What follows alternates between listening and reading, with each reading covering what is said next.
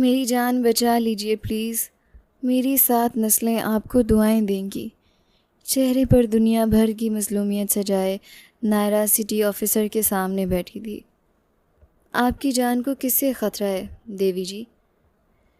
दूसरी कुर्सी पर बैठा राजवीर सिंह अपनी होने वाली पत्नी को थाने में देखकर सब्र से मुठियां भींच गया। सर, मेरा कज़न आया है कल यूके से। मैंने सुना है कि वहाँ उसकी कोई अंग्रेज़ पत्नी भी थी। भला वो डॉलर कमाने वाली पत्नी को छोड़कर मुझ नालायक से क्यों शादी करना चाहता है? जाहिर है मेरी किडनी बेचेगा बाहर ले जाकर। मेरे दादाजी को तो अपना पोता कोई देवता लगता है। उसकी आंखों में सचमुच आंसू आ गए। आप घर जाइए, इस घटिया इंसान को मैं देखूंगा। रात को वो अपने कमरे में लेटी थी जब अपने सीने पर एक भारी बोझ महसूस करते हुए उसकी आंख खुली। कौन है? एसी की ठंडी हवा उसकी गोरी चिट्टी रंगत को छूकर एक सुकून बख्श एहसास दे रही थी।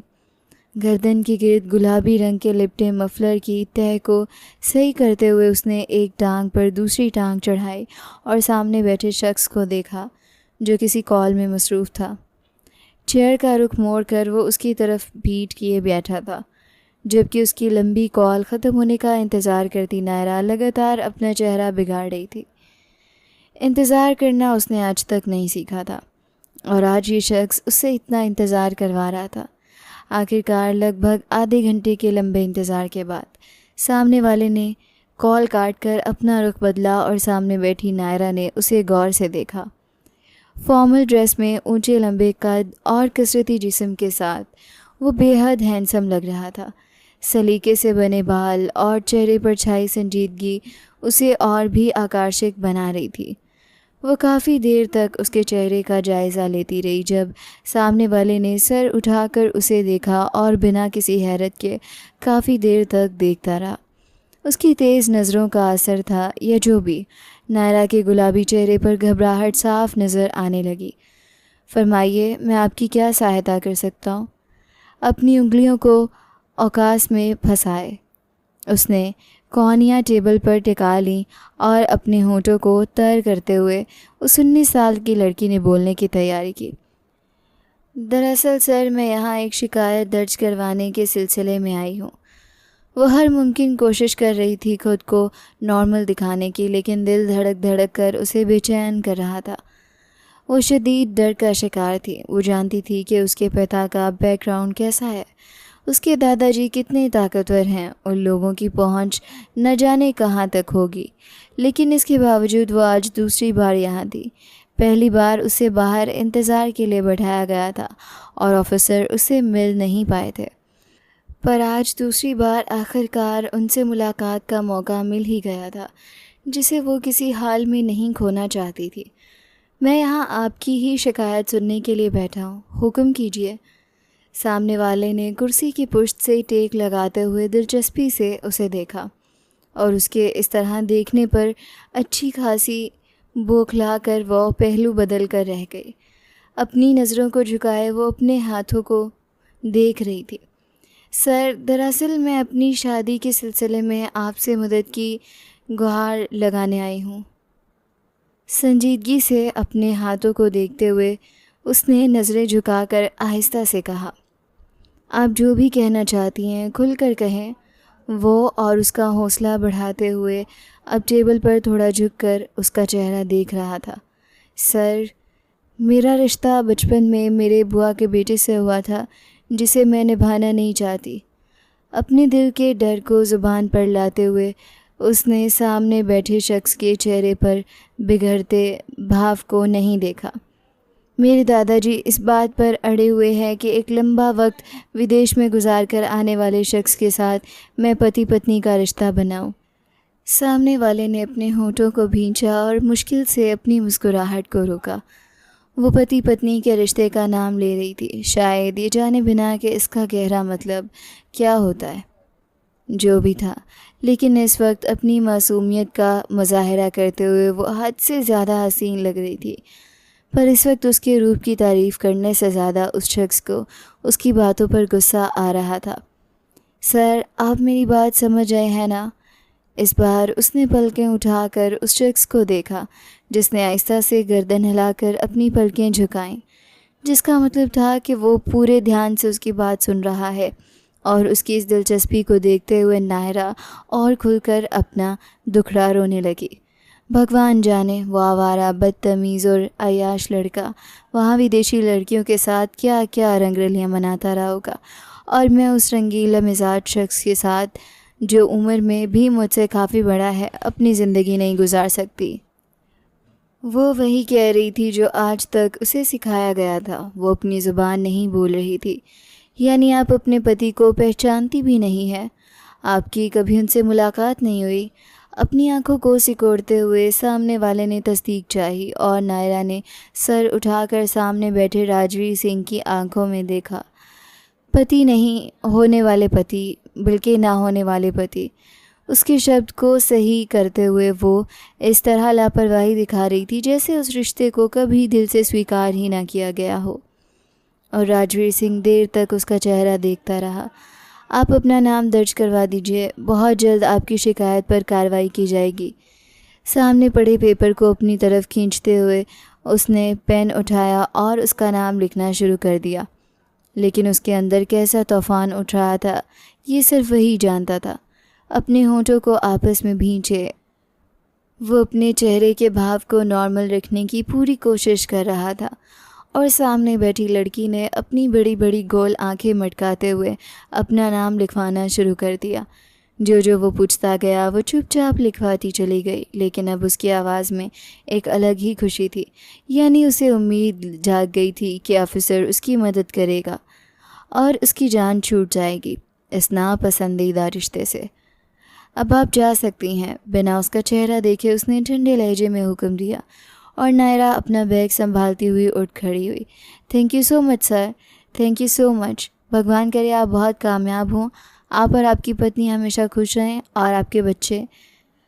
इससे पहले कि वो अपनी बातों के और मोती बिखेरती, सामने वाले की तीखी गुस्से भरी नज़रों को देखकर चुप हो गई और 2 कदम पीछे हटी। अलविदा। जल्दी से हाथ हिलाकर पीछे मुड़ते हुए वो कमरे से बाहर निकल गई, जबकि सामने बैठे शख्स ने उस कागज़ को मुट्ठी में भींचा और ज़ोर से फर्श पर दे मारा।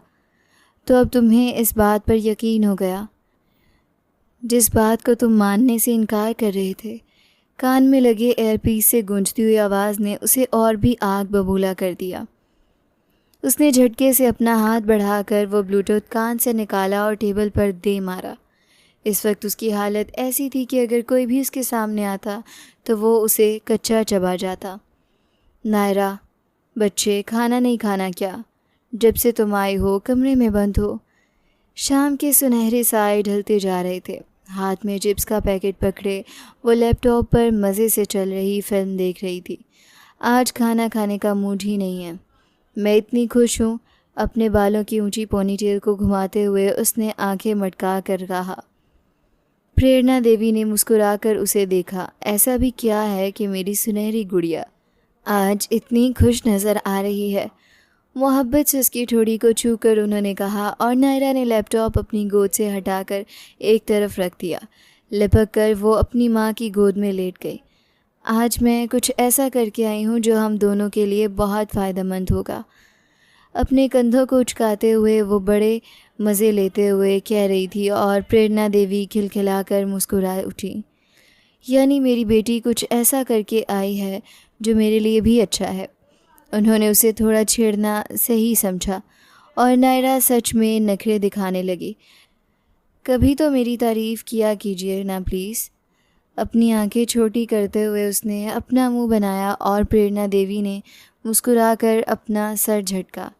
अच्छा बताओ, ऐसा क्या किया है तुमने? उस शख्स से जान छुड़वाने का पूरा बंदोबस्त करके आई हूँ। अब पापा और दादाजी भी कुछ नहीं कर पाएंगे। उसने इस तरह अपने मुंह पर हाथ रखकर राजदारी से कहा कि प्रेरणा देवी ने फटी आंखों से उसे देखा। क्या मतलब है तुम्हारा? एकदम संजीदा होते हुए वो हैरत से उसे देख रही थी। अब सारी बात मुझ पर छोड़ दीजिए। आप बीच में नहीं आएंगी। अब मैं जानूं और वो शख्स जाने। अपने होंठों को भींचते हुए प्रेरणा देवी ने एक तंज भरी मुस्कुराहट के साथ उसे देखा। ऐसा ही तो वो चाहती थी। विक्रम प्रताप सिंह से सबसे बड़ा बदला इसी तरह लिया जा सकता था कि वो उनकी सगी औलाद को ही उनके बनाए उसूलों के खिलाफ खड़ा कर दें। अगर ये रिश्ता टूट जाता तो उनका पूरा ख़ानदान और उनके बनाए सारे उसूल रेजा रेजा हो जाते। और अपनी बेटी को मोहरा बनाकर वो ये खेल खेल रही थी। तुम जानती हो ना नायरा, ये सिर्फ तुम्हारी माँ के लिए नहीं बल्कि तुम्हारे लिए भी बहुत ज़रूरी है। एक ऐसा शख्स जिसने अपनी पूरी ज़िंदगी दुष्चरित्र लड़कियों के बीच गुजारी हो, जो सिंह हवेली के इशारों पर नाचता हो, उसके हाथ में मैं अपने दिल का टुकड़ा तो नहीं सौंप सकती ना। अपनी आंखों में झूठे आंसू भरते हुए उन्होंने बेचारे बनने का नाटक किया और नायरा ने अपनी माँ के गले में बाहें डालकर उनके गाल चूम लिए। आपको परेशान होने की बिल्कुल ज़रूरत नहीं है माँ, आपकी बेटी है ना, और यही तो प्रेरणा देवी चाहती थी। ये जीत उनके लिए बेहद ज़रूरी थी। बाहर आ जाओ, खाने की मेज़ पर तुम्हारा इंतज़ार कर रही हूँ। ये कहते हुए वो कमरे से निकल गई और हाँ में गर्दन हिलाते हुए वो उछल कर बेड से उतरी। सुनहरे बाल उसकी गोरी नज़ाकत भरी गर्दन के आसपास बिखरना शुरू हो गए। उसका चेहरा बिल्कुल शांत था, हद से ज़्यादा शांत, बिना ये जाने कि ये सुकून बस कुछ ही देर में तबाह होने वाला था। वो खुद को एक ऐसे इंसान के दायरे में लाकर खड़ा कर चुकी थी जो ना तो उसे खुद से दूर जाने दे सकता था और ना ही इस रिश्ते पर कोई आंच आने दे सकता था। देवराज सिंह राठौर, एक ऐसा नाम जिसने आज तक अगर कुछ सीखा था तो वो थी सिर्फ ज़िद, अपनी शान और शौकत का घमंड और हर हाल में जीतना। इसके अलावा उसे और कोई चीज़ प्यारी नहीं थी।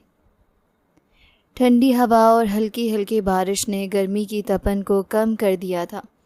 वो रात बेहद खूबसूरत थी।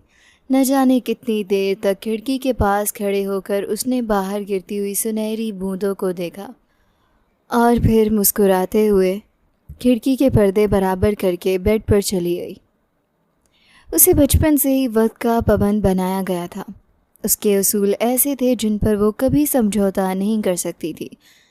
लैंप की मध्यम सी रोशनी को बंद करते हुए वो बेड पर लेट गई।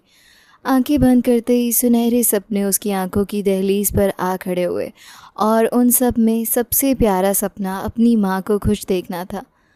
आज तक उसकी माँ ने उसके दिमाग में बस यही बात बिठाई थी कि इस दुनिया में उनके अलावा उसका कोई शुभचिंतक नहीं था। उसके पिता की अय्याशियों ने उसे अपनी औलाद मानने से इनकार कर दिया था और तभी सिर्फ अपनी बेटी की खातिर वो हवेली छोड़कर चली आई थी। सिर्फ इस नफ़रत की बुनियाद पर उसने कभी पलटकर अपने पिता का घर नहीं देखा, ना ही कभी उनसे मुलाकात की। न जाने वो कितनी बार तड़पते हुए उसे लेने आए, उससे मिलने आए, लेकिन वो ऐसी पत्थर दिल बनी रही कि उसका एक ही मुतालबा था, जब तक विजेंद्र सिंह राठौर यानी उसका पिता उसकी माँ से घुटनों के बल बैठकर माफ़ी नहीं मांगता और उन्हें इज़्ज़त के साथ हवेली वापस नहीं ले जाता, तब तक वो भी अपने पिता से नहीं मिलेगी। और वो अपनी ज़िद पर कायम थी। हवेली वालों के साथ उसका एक और रिश्ता भी था, देवराज की पत्नी की हैसियत से भी वो उनसे जुड़ी थी। ये बाल विवाह विजेंद्र की मर्ज़ी से हुआ और तब तक वो महज 7 साल की थी, जबकि उस वक्त देवराज 12 बरस का था।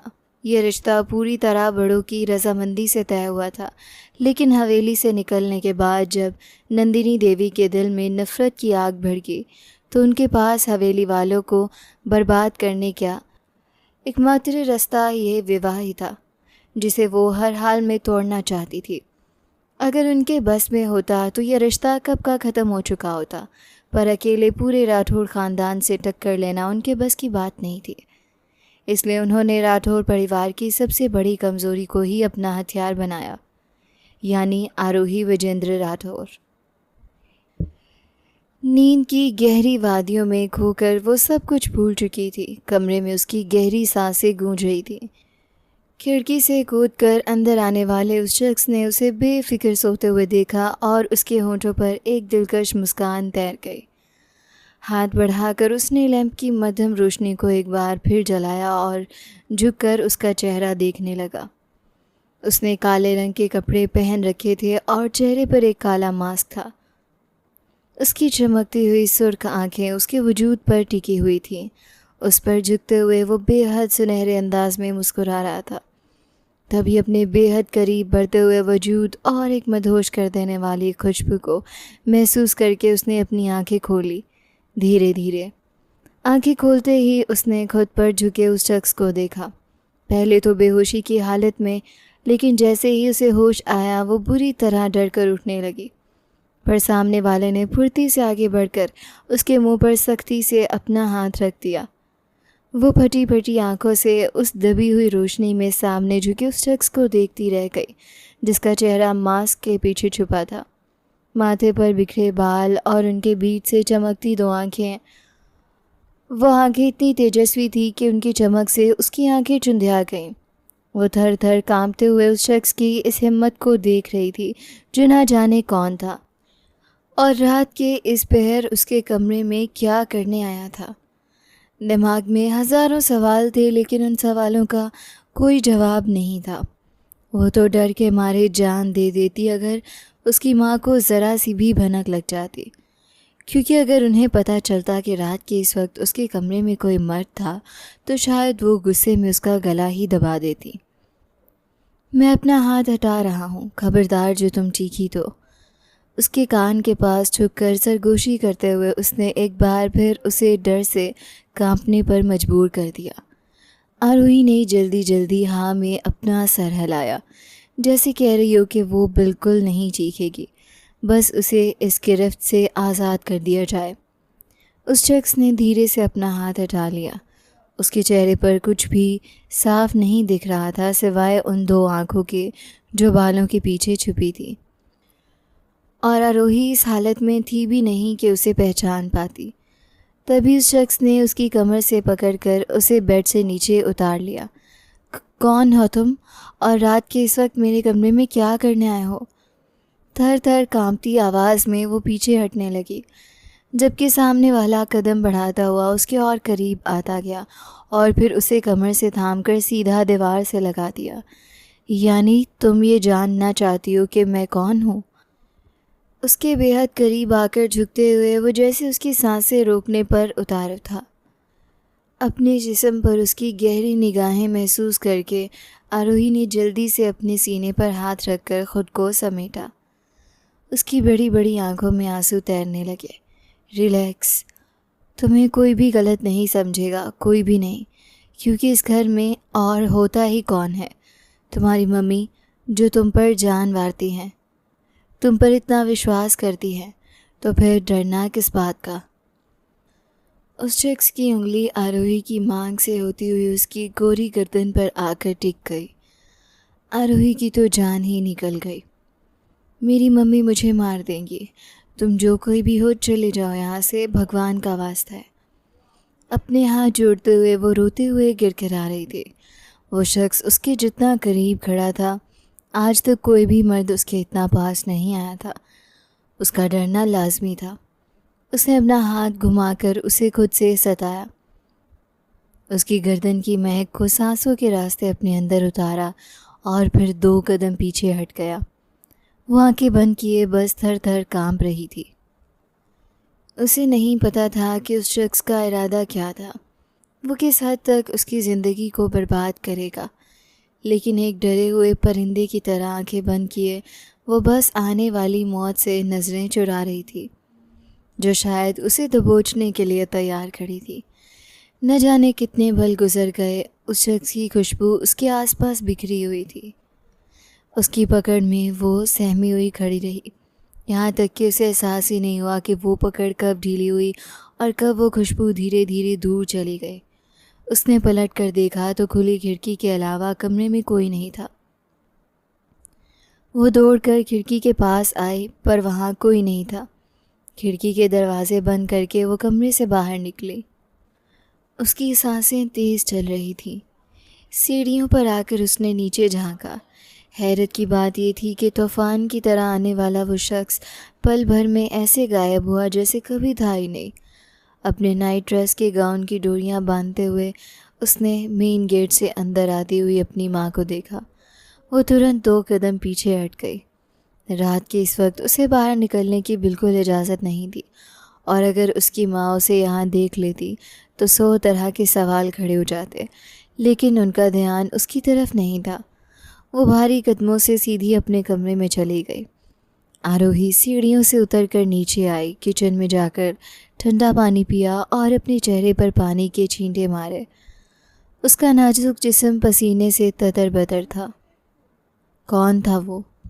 उसके कमरे में कैसे आया? उसके बारे में कैसे जानता था?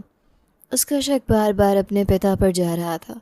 हो सकता है उसके पिता ने भेजा हुआ कोई गुंडा हो, पर उसने कोई नुकसान क्यों नहीं पहुंचाया? ना तो उसे अगवा किया, ना ही कोई धमकी दी। सोच सोच कर उसका दिमाग फटने लगा था। वो पहले से कहीं ज़्यादा सतर्क हो गई थी, लेकिन ये सब अपनी माँ को बताने की गलती वो कभी नहीं कर सकती थी, क्योंकि वो जानती थी कि अगर उसने माँ को बताया तो उनकी नज़र में वो खुद ही गुनहगार बन जाएगी। ये सोचकर सुबह वो चुपचाप कॉलेज के लिए निकल गई, ये जाने बिना कि लौटते वक्त एक और मुसीबत उसका इंतज़ार कर रही थी। दिन ब दिन मुश्किलें बढ़ती जा रही थी, और इन्हीं मुश्किलों के बीच भटकती हुई वो नाजुक सी लड़की अपनी मंजिल के कितने करीब पहुंच चुकी थी। इस बात से वो बिल्कुल अनजान थी। उसकी मंजिल सिर्फ एक ही शख्स था, वो शख्स जिस पर आकर उसकी सारी राहें ख़त्म हो जाती थी। वो जो उसे कोई ख़ास लगाव तो नहीं रखता था, लेकिन इस रिश्ते की कदर ज़रूर करता था। सबसे ज़्यादा हवेली वालों के एहसानों की वजह से, अपनी माँ के प्यार की वजह से और दादाजी की ज़िद के चलते उसे यह रिश्ता निभाना ही था। इस लड़की की ज़िद को तोड़कर उसे अपनी आगोश में समेटना था। अब भगवान जाने ये मुमकिन था या नहीं। कॉलेज में बीता वो दिन बेहद अजीब और परेशान कुन था। उसने जो कंप्लेंट दर्ज करवाई थी, वो क्या उसके नाम नेहात पति तक पहुंच गई थी? क्या वो ऐसी घटिया हरकत कर सकता था, या कोई और था? वो खुद ही सवाल करती और खुद ही उसे खारिज कर देती।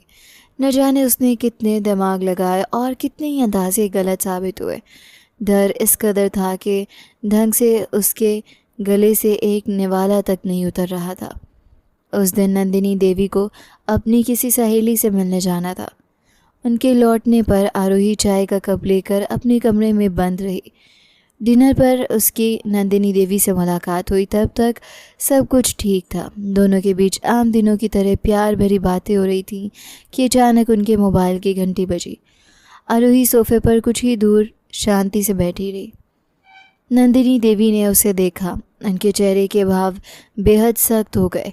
एक बार, दो बार, फिर उन्होंने बड़े गौर से अपने मोबाइल की स्क्रीन को देखा और अगले ही पल मोबाइल हाथ में लेकर उसकी तरफ दे मारा। आरोही, जो बड़े आराम से बैठी थी, फटी फटी आंखों से उन्हें देखती रह गई। उसे समझ ही नहीं आया कि अचानक हुआ क्या है। नंदिनी देवी ने तुरंत आगे बढ़कर उसके बालों से उसे दबोचा और उसका चेहरा अपने सामने खींच लिया। आज कितने समय बाद वो उनसे मार खा रही थी, लेकिन किस लिए? ये तो वो जानती ही नहीं थी। तुम्हारी इतनी हिम्मत, तुम ऐसा कैसे कर सकती हो? बताओ मुझे, क्या मैंने तुम्हारी ऐसी परवरिश की है? आरोही के बालों को मुट्ठी में दबोचते हुए नंदिनी देवी उसकी खौफ से सफ़ेद पड़ते चेहरे को गुस्से से देख रही थी, और आरोही वह हैरत और यकीन ना करने वाली नज़रों से अपनी माँ को तकती रह गई। आसपास खड़े नौकर चाकर ये सब देख रहे थे। इस घूर अपमान के एहसास से आरोही का चेहरा सुर्ख होने लगा और आंखों में आंसू झलक आए। मम्मी, क्या हुआ है? मैंने क्या किया है? उसका दिल सीने में ढोल की तरह बज रहा था। तभी नंदिनी देवी ने एक जन्नाटेदार थप्पड़ उसके नरम गाल पर जड़ दिया। तुम मुझसे पूछ रही हो कि तुमने क्या किया है? मुझसे? मेरा बस चले तो मैं तुम्हारा गला दबा दूँ। कौन था कल रात तुम्हारी खिड़की से तुम्हारे कमरे में आने वाला? किसे बुला रखा था तुमने? गुस्से में पागल नंदिनी देवी चीखी।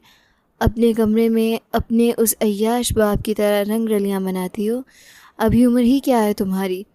हद से ज़्यादा प्यार करने वाली माँ पल भर में एक बेरहम और जलाई हुई औरत का रूप इख्तियार कर चुकी थी, जो बिना किसी सबूत के अपनी ही जवान बेटी की इज्जत को मिट्टी में मिला रही थी।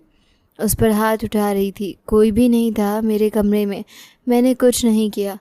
डर और घबराहट के मारे आरोही ने साफ इनकार कर दिया, पर घर के नौकर खड़े होकर तमाशा देख रहे थे।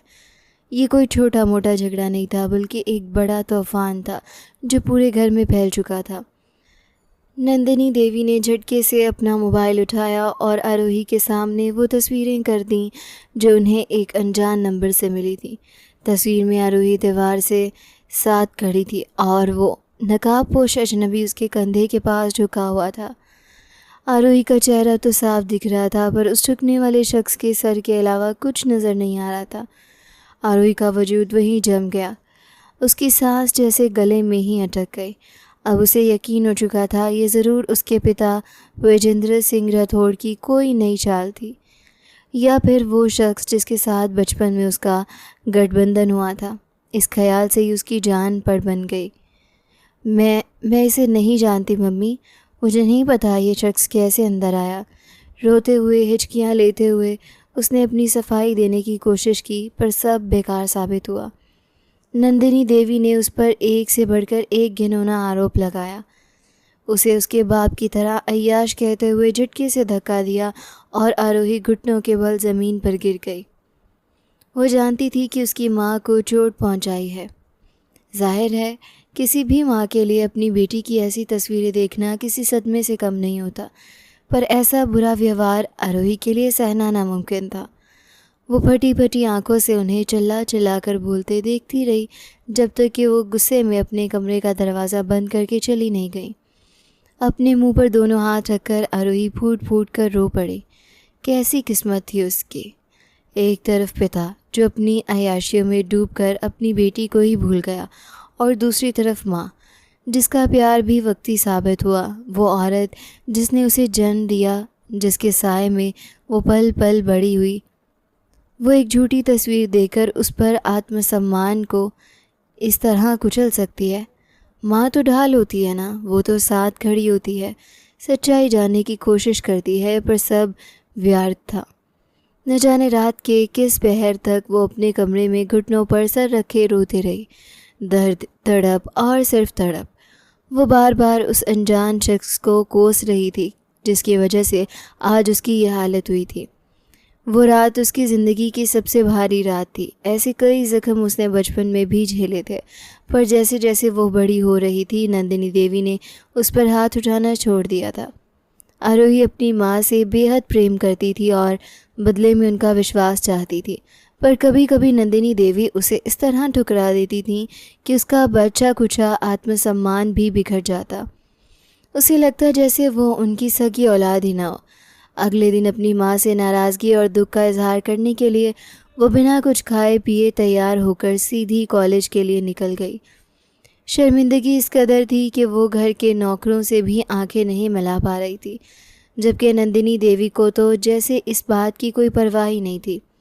अपनी तरफ से उन्होंने आरोही को ये सज़ा इसलिए दी थी ताकि आगे से वो ऐसा कोई कदम ना उठाए जो उनके खिलाफ जाए। वो आरोही को अपनी मुट्ठी में रखना चाहती थी। जहाँ उनका ध्यान होता वहाँ उसकी शादी करवा देती, और जब चाहती उसका रिश्ता तुड़वा देती। कॉलेज में भी आरोही सारा दिन बिल्कुल खामोश रही। दिल में एक अजीब सा डर बैठा हुआ था। न जाने वो कौन था जो उसकी ज़िंदगी पर साया बनकर मंडला रहा था। अगर अगली बार वो फिर से उसके कमरे में आया तो मम्मी उसे ज़िंदा नहीं छोड़ेंगी। उसे सबसे पहले अपनी माँ को सब सच बताना था, पर वो सुनती तब ना। इस दौरे दर्द और परेशानी में गहरे उसने हर तरफ से रास्ता ढूंढने की कोशिश की, पर कोई रास्ता मिला ही नहीं। छुट्टी के वक्त जब वो कॉलेज के गेट से बाहर निकली तो उनका ड्राइवर अभी तक उसे लेने नहीं पहुंचा था। रोने जैसा चेहरा लिए वो गेट के पास खड़ी रही। नंदिनी देवी के थप्पड़ का नीला निशान अभी भी उसके नरम गाल पर हल्का सा दिख रहा था, पर उस निशान से कहीं ज़्यादा गहरा जख्म उसकी माँ पर लगा था। काफ़ी देर तक अपनी ही सोच में डूबी रहने के बाद उसने सर उठाकर सामने देखा और देखती ही रह गई। एक शानदार लग्जरी गाड़ी के पास आंखों पर काला चश्मा लगाए उनका जाना पहचाना अफसर खड़ा था। वो किसी काम में बेहद व्यस्त लग रहा था। ऐसे दिख रहा था जैसे उसने आरोही को देखा ही ना हो और ना ही वो यहाँ उसके सिलसिले में आया हो। वो मोबाइल पर बात करते हुए कुछ पेपर्स देख रहा था और उसके आसपास कुछ लोग खड़े थे। आरोही की आंखें चमक उठीं। वो शख्स जिससे मिलने के लिए वो उसके ऑफिस के चक्कर काट रही थी, जिससे उसने अपने पति के खिलाफ कंप्लेन की थी, आज सीधा उसके सामने खड़ा था। आरोही बिना सोचे उसकी तरफ दौड़ पड़ी। आगे बढ़कर उसने हाथ उठाया ताकि उसे अपनी तरफ मतवज्जो कर सके, पर शायद वो उसे भूल चुका था। वो इस हुलिये में भी बेहद आकर्षक और रूपदार लग रहा था। बिना शक उसकी शख्सियत ऐसी थी जो किसी भी लड़की की धड़कन बढ़ा दे। आरोही बार बार उसके सामने आकर अपना हाथ हिला रही थी और जब उसने देखा कि वो ध्यान नहीं दे रहा तो वो भीड़ को चीरते हुए सीधी उसके सामने जा खड़ी हुई। नमस्ते सर। बेहद अदब से उसने प्रणाम किया। सामने खड़े उस शख्स ने अपनी आंखों से गॉगल्स हटाए और उसे देखा। कुछ पल तक वो उन अनजान आंखों से आरोही को तकता रहा। आरोही ने अपने सूखते होंठों पर ज़बान फेरी और घबराहट में जल्दी जल्दी अपना परिचय देने लगी। सर, मैं आरोही राठौर। मैं आपसे मिली थी अपनी कंप्लेंट के सिलसिले में। सर, क्या आपको याद आया? वो बार बार उसे याद दिलाने की कोशिश कर रही थी, पर वो शख्स बस खामोशी से उसे ऐसे देख रहा था जैसे पहली बार देख रहा हो। उसके चेहरे के भाव सख्त थे और उसकी शख्सियत में एक ऐसा दबदबा था कि आरोही चाह कर भी खुलकर बात नहीं कर पा रही थी। सर, मैं परसों ही तो आपसे मिली थी। आपको याद क्यों नहीं आ रहा? मुझे अपने हस्बैंड के बारे में आपसे बात करनी थी। इस बार उसने अपनी आवाज़ थोड़ी ऊंची करके साफ साफ समझाया और तब देवराज ने अपने चेहरे के सख्त भाव थोड़े नरम किए। ओह अच्छा, हाँ अब याद आया। जी फरमाइए। वह पूरी तरह उसकी तरफ घूम कर उसका चेहरा देख रहा था। सर, मुझे पूछना था कि मेरी उस कंप्लेंट का क्या हुआ? कहाँ तक पहुँची बात? आप ऐसा कीजिए मिस आरोही, इस कंप्लेंट के सिलसिले में आपको एक बार फिर मेरे साथ चलना होगा। मैं अभी ऑफिस ही जा रहा हूँ, आप गाड़ी में बैठिए। कुछ पेपर वर्क बाकी है, उसके बाद ही आपका ये मसला हल हो सकेगा। उसने बड़े ही शांत और नरम अंदाज में कहा। आरोही ने बिना एक पल भी सोचे अपना सर हाँ में हिलाया और गाड़ी की तरफ बढ़ गई और पीछे खड़े देवराज ने अपने होठों में दबी एक तेज़ शातिर मुस्कान को छुपा लिया। वो कुछ देर वहाँ खड़ा रहा और फिर पलटकर गाड़ी के अंदर आ बैठा। गाड़ी में कोई ड्राइवर नहीं था। आरोही पिछली सीट पर बैठी थी। देवराज ने गर्दन घुमाकर उसे देखा। आगे आकर बैठिए, मैं आज तक किसी का ड्राइवर नहीं बना हूँ। उसकी रोबदार आवाज़ सुनकर आरोही ने जल्दी से दरवाज़ा खोला और आगे की सीट पर आकर बैठ गई। आप बहुत ज़्यादा परेशान लग रही हैं, क्या आप मुझसे शेयर करेंगी? उसके चेहरे पर फैली हुई परेशानी की लकीरों को देखकर देवराज ने बड़े हमदर्दाना अंदाज में पूछा।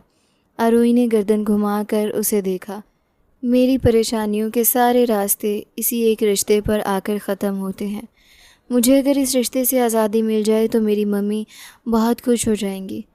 वो धीरे धीरे अपनी दास्तान सुनाने लगी। न जाने क्यों उसे इस अनजान शख्स पर इतना विश्वास हो रहा था जो उसके टूटे दिल को सुकून दे रहा था।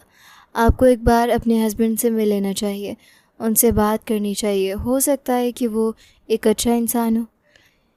देवराज ने साफ सड़क की तरफ देखते हुए चेहरे पर बेहद गंभीर भाव लाकर कहा। आरोही ने झट से गर्दन घुमाकर उसे देखा। नहीं, मेरी मम्मी ने बताया है वो इंसान बिल्कुल भी अच्छा नहीं है। मुझे किसी ऐसे दरिंदे के साथ अपनी ज़िंदगी नहीं बितानी। वो अपनी एक ही बात पर अड़ी हुई थी और देवराज ये साफ समझ पा रहा था कि इस रिश्ते को तोड़ने की सबसे बड़ी वजह उसकी माँ की नफ़रत थी। आरोही का अपना दिल नहीं। क्या अपनी माँ को खुश रखना आपके लिए इतना ज़रूरी है कि आप उसके लिए एक डाइवोर्सी कहलाना पसंद करेंगी? देवराज न जाने क्यों उसका इम्तिहान ले रहा था। आरोही ने अपना सर झुका लिया और घबराहट में अपने हाथ आपस में रगड़ने लगी। मेरी मम्मी ने मुझे बहुत मुश्किलों से पाला है। मम्मी के होते हुए मेरे पापा के कई अफेयर्स थे और फिर उन्होंने एक औरत को मेरी माँ पर सौतन बनाकर थोप दिया। उस बड़ी हवेली के लोग बाहर से अच्छे दिखते हैं पर अंदर से बहुत घटिया हैं, बहुत ज़्यादा। मैं उन लोगों के बीच अपनी ज़िंदगी नहीं गुजार सकती। उसने साफ इनकार कर दिया। देवराज अपने अंदर उबलते हुए गुस्से को दबाकर खामोश हो गया।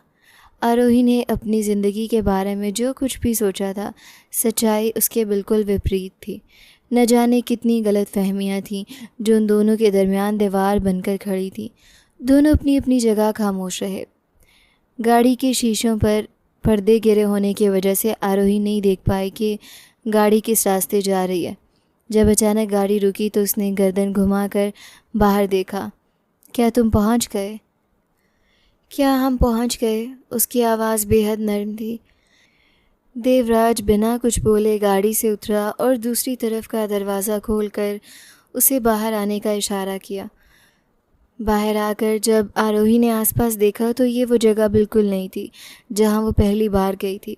वो किसी सुनसान फ्लैट के सामने खड़े थे। सर, आरोही ने देवराज की आंखों में देखते हुए अपना सवाल पूछना चाहा, पर देवराज ने एक गहरी तीखी नज़र उसके चेहरे पर डाली और बिना उसकी कोई भी बात सुने आगे बढ़कर उसकी नरम कलाई को अपनी सख्त पकड़ में जकड़ लिया।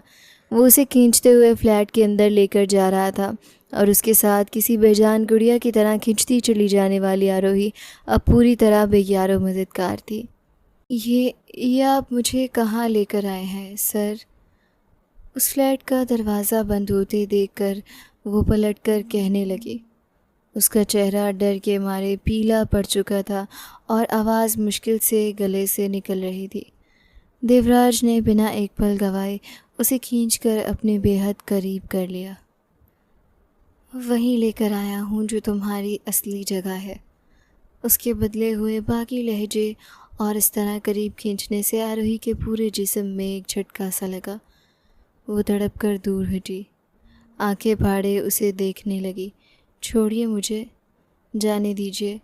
वहाँ से भागते हुए वो दरवाजे की तरफ बढ़ी, पर देवराज ने दोबारा उसे बाहों से पकड़ा और पीछे खींच लिया। आरोही 2 कदम दूर ढेर होकर फर्श पर जा गिरी। उसने रोते हुए अपना सर उठाया। सर प्लीज़, मैं ऐसी लड़की नहीं हूँ, भगवान का वास्ता है आपको। वो उसके सामने हाथ जोड़कर गिड़गिड़ा रही थी। देवराज ने नरमी से उसका बाजू पकड़ा और उसे उठाकर सोफे पर बिठा दिया। मैं तुम्हें ऐसी लड़की समझ ही नहीं रहा हूँ। तुम चुपचाप अगले 24 घंटों के लिए यहीं रहोगी और उसके बाद मैं तुम्हें तुम्हारे घर छोड़ दूँगा। ये तुम्हारे लिए बेहतर है, ताकि तुम जान सको, तुम्हें पहचान हो सके कि कौन घटिया और कौन अच्छा है। उसकी बातों ने आरोही के दिमाग में धमाका कर दिया था। वो शख्स उस पर अपना अधिकार जताए जा रहा था और वो बिना यकीन के रोते हुए ना में गर्दन हिला रही थी। ऊपर उठते ही जब उसने देवराज को खुद से थोड़ा दूर खड़ा देखा तो वो भागकर अंदर कमरे में घुस गई। इससे पहले कि वो दरवाज़ा बंद करती, देवराज ने दरवाजे पर अपना हाथ रखकर उसे रोक दिया। आरोही, मुझे तंग मत करो। उसका बात करने का ढंग, उसके लहजे में कुछ ऐसा था कि आरोही थक कर बेड पर जा बैठी। मैं सोच भी नहीं सकती थी कि आप इतने घटिया इंसान हैं। देवराज पानी की बोतल से ग्लास में पानी निकाल कर उसके सामने कर रहा था।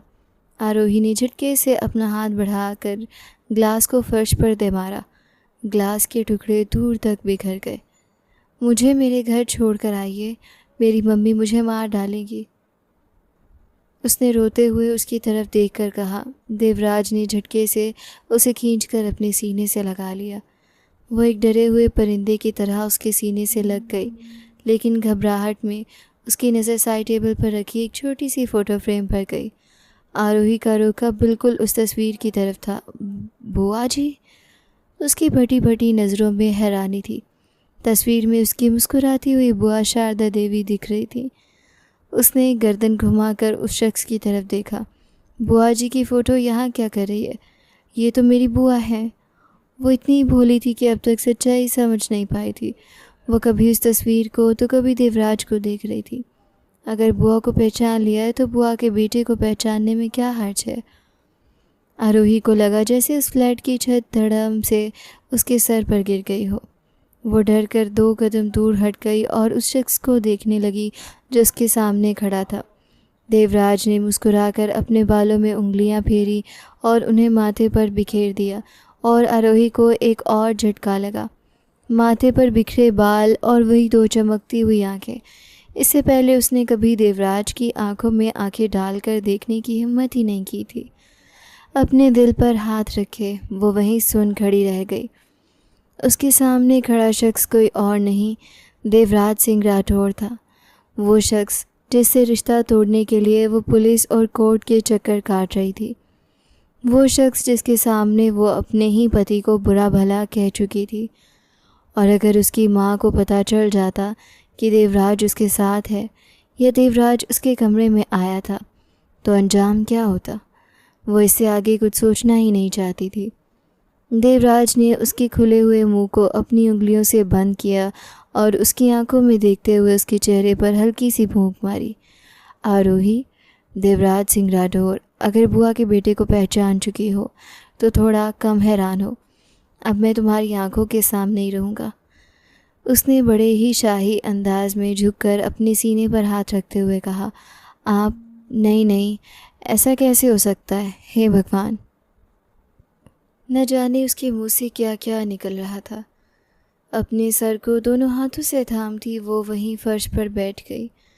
देवराज ने उसे देखकर एक आंख दबाई और उसके सामने बैठ गया। तुम तो अच्छा खासा सरप्राइज़ हो गई कज़न। मेरा तो इरादा था कि तुम्हारे हस्बैंड को ढूंढकर उसे तुमसे आज़ादी दिलवाऊं। क्या तुम इसमें मेरा साथ नहीं दोगी? वो मजाक कर रहा था या जो भी, पर आरोही के दिल की धड़कन इतनी तेज़ थी कि उसे अपने ही कानों में सुनाई दे रही थी। मेरे करीब मत आइएगा, मैं इस रिश्ते को नहीं मानती।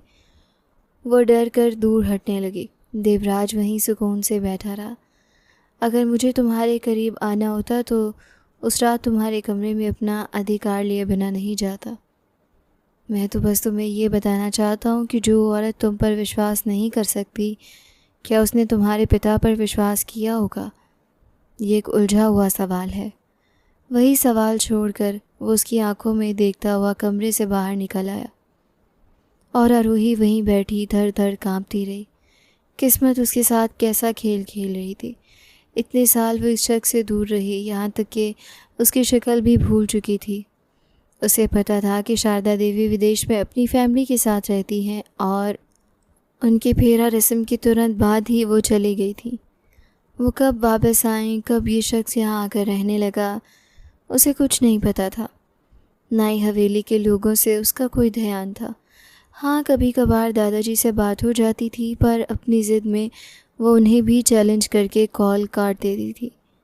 न जाने कितनी देर तक वो वहीं बैठी रही, बिल्कुल सुन। उसमें उठने तक की शक्ति नहीं थी। उसके पास मोबाइल था ही नहीं। घर में तो उसे फ़ोन यूज़ करने की इजाज़त थी, पर घर से बाहर निकलते ही उसका फ़ोन रखवा लिया जाता था। उसे पता था कि उसकी माँ उसे ढूंढ रही होगी। मुश्किलों और निराशा ने उसे घेर लिया था। रो रो कर उसने अपनी आंखें लाल कर ली थीं। शाम के बाद जब देवराज दोबारा कमरे में आया तो उसके हाथ में एक ट्रे थी जिसमें खाना था। वो चुपचाप बैठी रही और देवराज उसके सामने आकर बैठ गया। वैसे हैरान करने वाली बात है कि तुम अभी तक इतनी ज़िद्दी हो। कम से कम चैन से बैठ तो जाओ। अपने पति के घर में हो तुम। अपने हाथों से निवाला बनाकर वो उसकी तरफ बढ़ा रहा था, पर आरोही ने झटके से उसका हाथ हिलाया और खाना दूर फेंक दिया। अपना बकवास बंद कीजिए। वो लगभग चीख पड़ी। देवराज उसका चेहरा देखता रह गया। उसने कभी नहीं सोचा था कि उसे आरोही से प्रेम होगा, और ना ही वो प्रेम करने वालों में से था। बस एक रिश्ता था और वो समझता था कि ये सिर्फ इस गठबंधन का खिंचाव है। पर अपने सामने चीखती हुई ये लड़की उसे बेहद दिलचस्प लग रही थी। गलत बात। पति के सामने इतनी ऊंची आवाज़ में बात नहीं करते। उसके नरम लहजे पर आरोही गुस्से से और दूर हट गई। पति पति पति, थूकती हूँ मैं आप जैसे पति पर। और इस बार देवराज ने सख्ती से उसके लबों को अपने लबों से जोड़कर उसकी बोलती बंद कर दी। इस स्पर्श पर वो लड़की बिल्कुल सुन्न हो गई, जैसे उसकी सांसें ही रुक गई हों। जब देवराज ने उसे छोड़ा तो उसकी आंखों में आंखें डालकर बोला, आज के बाद ऐसी बातें की तो सज़ा मिलेगी। खाना खाइए, आराम से सो जाइए। सुबह आपको हवेली लेकर जाऊंगा, सबसे मिलना है आपको, और उसके बाद आपको घर छोड़ दिया जाएगा। वो ऐसे कह रहा था जैसे वो अपनी मर्ज़ी से यहाँ आई हो। वो रात उसने जैसे तैसे गुजारी। देवराज दोबारा उसके कमरे में नहीं आया, ना ही उसके पास आने की कोशिश की। और सबसे अजीब बात यह थी कि अब आरोही डर नहीं रही थी। देवराज की आंखों में ऐसा कुछ नहीं था जिससे उसे अपनी मर्यादा खोने का डर हो। अगले दिन उसके सारे विरोध को अनदेखा करते हुए देवराज उसे हवेली लेकर गया। उसे देवराज के साथ आता देख हवेली में जैसे खुशियाँ लौट आई थी, पर आरोही किसी मूर्ति की तरह बैठी रही। उसने किसी से कोई बात नहीं की। दादाजी, उसकी दादी, उसके पिता, यहाँ तक कि उसकी सौतेली माँ, सब लोग उस पर जान नशावर कर रहे थे। एक से बढ़कर एक उपहार ला रहे थे, पर वो पत्थर बनी रही। उसे उन सब का प्रेम महज एक नाटक लग रहा था। दोपहर के लगभग 12 बजे थे। देवराज ने उसे उसके घर के सामने उतारा। बिना उसकी तरफ देखे आरोही गाड़ी से उतरी और अपने घर की तरफ भागती चली गई। वो पलट कर भी उसे नहीं देखना चाहती थी। डर था कि कहीं वो पत्थर की ना हो जाए। उस शख्स ने ना जाने क्यों उसे 24 घंटे अपने पास रखा। वो आखिर क्या साबित करना चाहता था। दरवाजे से अंदर दाखिल होते ही उसे नंदिनी देवी दिखाई दी और उनके साथ उनका भांजा दक्ष बैठा हुआ था। आरोही भागकर नंदिनी देवी के गले से जा लगी और फूट फूट कर रोने लगी, जबकि नंदिनी देवी बिल्कुल सुन खड़ी रही। मम्मी, वो चाह कर भी उन्हें पुकारने के अलावा कुछ कह नहीं पाई कि अगले ही पल नंदिनी देवी ने उसके खुद से दूर झटक दिया और एक सन्नाटेदार थप्पड़ उसके मुंह पर दे मारा। यानी सिर्फ मुझे नीचा दिखाने के लिए तुम उस शख्स के साथ भाग गई थी, उसके साथ रात गुजार कर आई हो तुम? ये सब क्या था? क्या ये देवराज का बिछाया हुआ जाल था? नहीं, बिल्कुल नहीं। उस शख्स ने तो इस बार ना कोई फ़ोटो ली, ना कोई संदेश भेजा। और अगर उनकी माँ को पता होता कि वो देवराज के साथ थी तो वो देवराज के नाम लेती, ना कि उसे वो शख्स कहकर पुकारती। आप मेरी बात तो सुनिए मम्मी, मैं बहुत बड़ी मुश्किल में फंस गई थी, पर उसकी माँ कभी उसकी बात नहीं सुनती थी। मैं तुम्हारा चरित्र अच्छी तरह जान गई हूँ। किसी के साथ रात गुजार कर आ रही हो तुम, घटिया लड़की। अगले हफ्ते के अंदर अंदर तुम्हारी दक्ष के साथ सगाई है। किसी भी तरह से तुम्हारा विवाह विचित करवा दूंगी, लेकिन अब तुम्हें ना तो घर से बाहर जाने की इजाज़त है और ना ही घूमने फिरने की। नंदिनी देवी ने घसीट कर उसे कमरे में बंद कर दिया। वो चीखती रही, चिल्लाती रही, उन्हें सच बताने की कोशिश करती रही, लेकिन उसकी माँ जैसे पत्थर की मूर्ति बन चुकी थी। 2 घंटों तक वो अपने कमरे में चीख चीख कर रोती रही।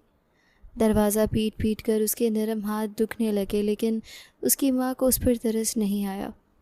उस दिन उसे एहसास हुआ, उस शख्स ने, देवराज ने, बिल्कुल ठीक कहा था। उसकी माँ सिर्फ उसे एक कठपुतली की तरह इस्तेमाल करना चाहती है। इस पूरी दुनिया में उसने जिस एक रिश्ते को थामा था, अब वो रिश्ता भी उसके खिलाफ खड़ा दिख रहा था, तो उसका रोना और तड़पना लाजमी था।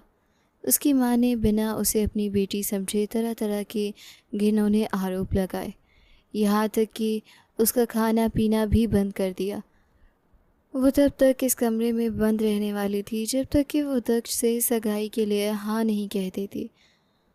और हद तो ये थी कि वो अभी अपने पति से मिलकर आई थी। उसका पति उसके बारे में सब जानता था और उसकी माँ इस सब के खिलाफ जाकर उसकी सगाई किसी और से करवाना चाहती थी। उसका दिल चाह रहा था कि धरती फटे और वो उसमें समा जाए या फिर विष खाकर अपनी जान दे दे। इसके अलावा कोई रास्ता नहीं था। आरोही के रोने जाने की परवाह किए बगैर उसी रात उसकी माँ ने दक्ष के हवाले करके ख़ुद किसी पार्टी में चली गई।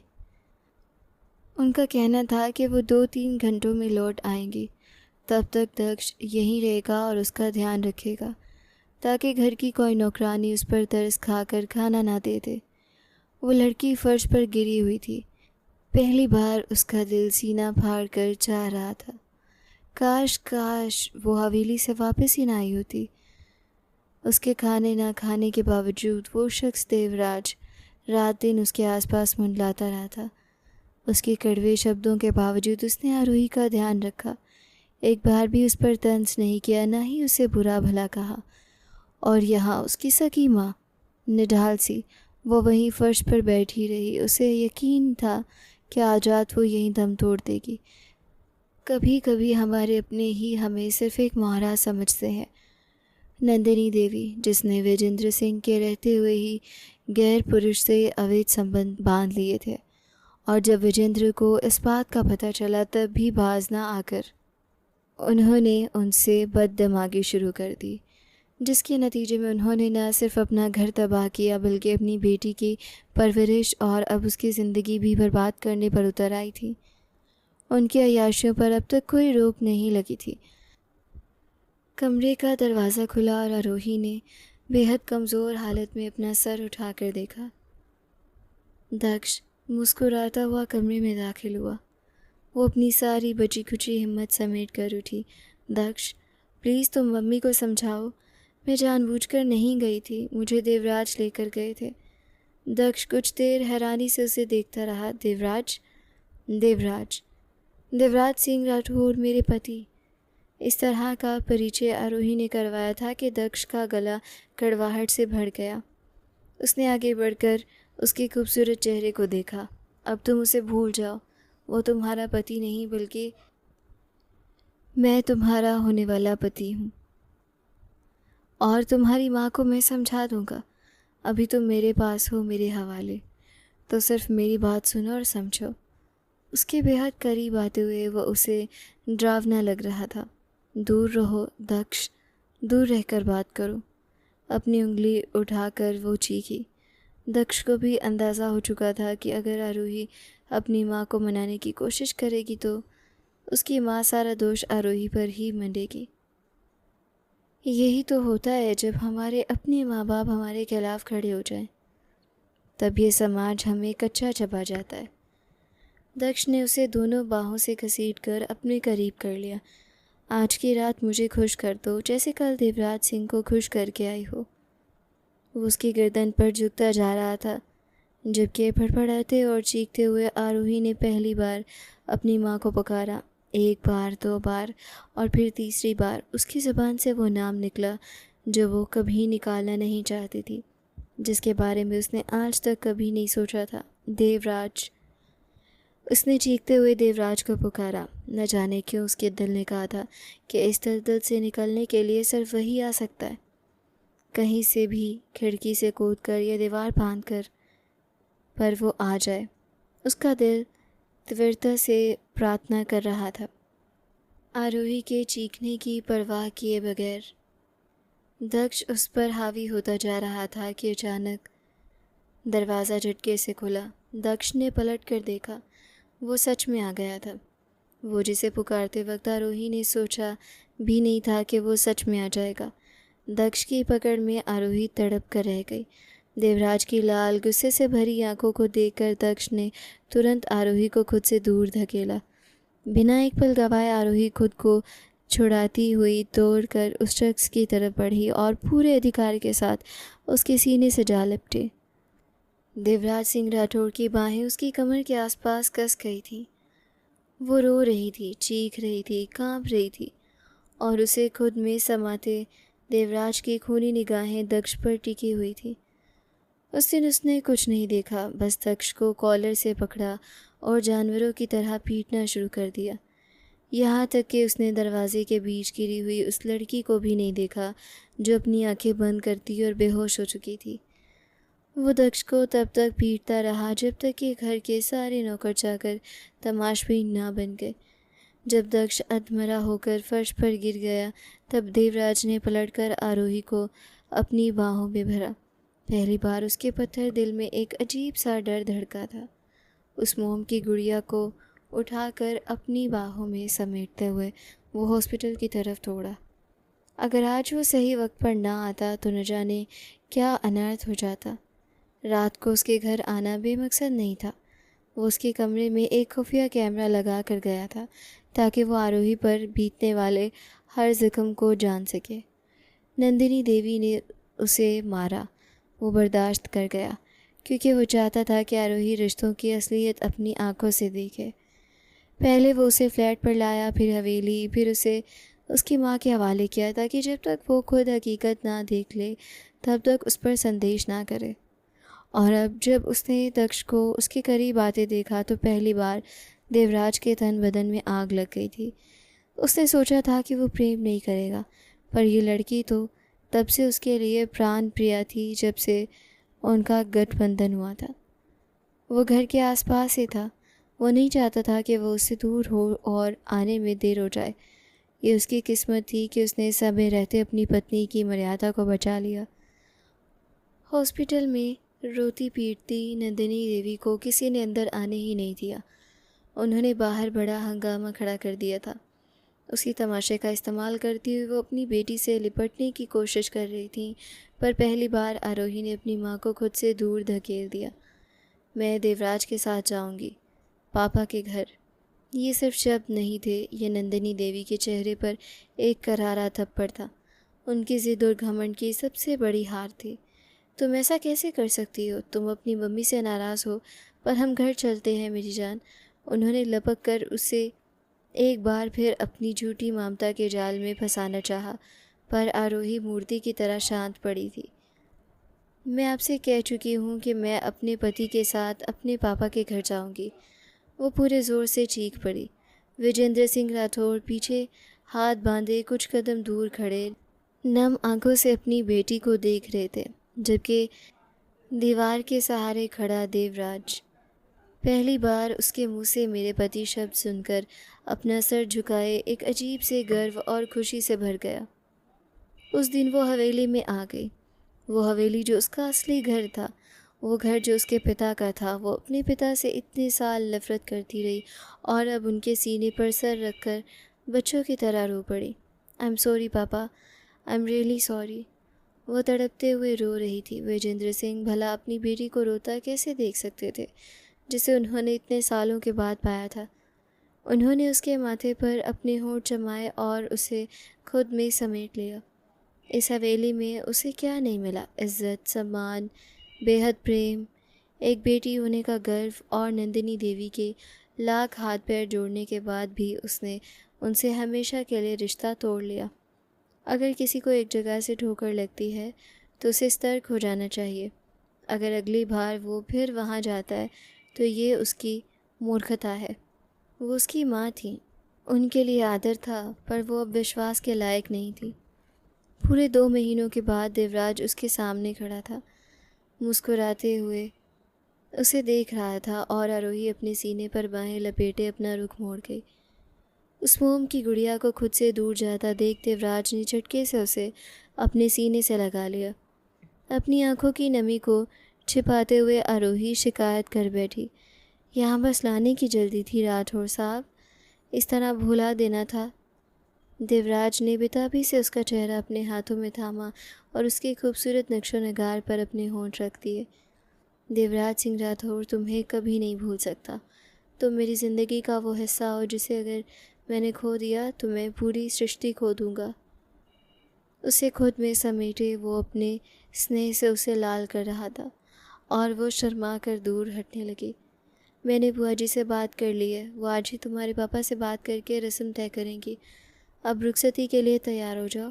तुम्हारे बिना एक पल भी बिताना मेरे लिए सदियों जैसा है।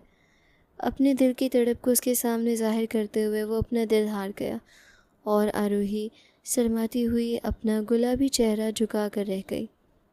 शारदा देवी ने सच में अपने भाई विजेंद्र से बात की और अगले 2 हफ्तों के अंदर रुखसती की सारी तैयारियां पूरी करके आरोही को उस शख्स को सौंप दिया जिसके नाम का गठबंधन उसके गले में था। उस खूबसूरत दुल्हन को अपने आगोश में लेते हुए देवराज बेहद प्रेम से उसके लबों की तरफ झुका। मेरे पास बस आज की रात है प्रिया। मुझे अपनी पत्नी को यकीन दिलाना है कि उसका पति कभी किसी और के मुंह में नहीं रहा, बल्कि अपना सारा समर्पण सिर्फ और सिर्फ उसकी आत्मा के लिए बचा कर रखा है। उसके कान में सरगोशी करते हुए उसने प्रेम से उसे छुआ और आरोही मुस्कुराने पर मजबूर हो गई। मेरे पति को ये भी पता होना चाहिए कि मैं उन्हें किसी और का होने भी नहीं दूंगी। वो भी मुस्कुराते हुए उसके गले में बाहें डाल गई। 2 दिल एक साथ धड़क रहे थे, एक साथ धड़कते हुए पूर्णता की तरफ बढ़ रहे थे।